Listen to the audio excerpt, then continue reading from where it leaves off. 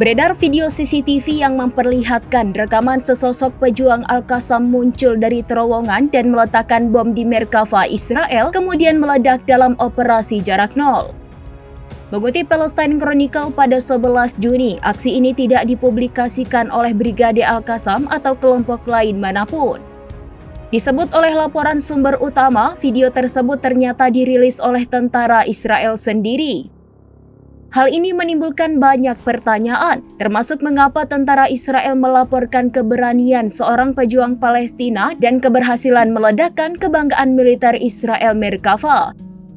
Jawabannya mungkin terletak pada rasa putus asa di kalangan militer Israel, di mana pasukan yang tahu betul bahwa mereka telah kalah perang atau paling tidak mampu meraih kemenangan.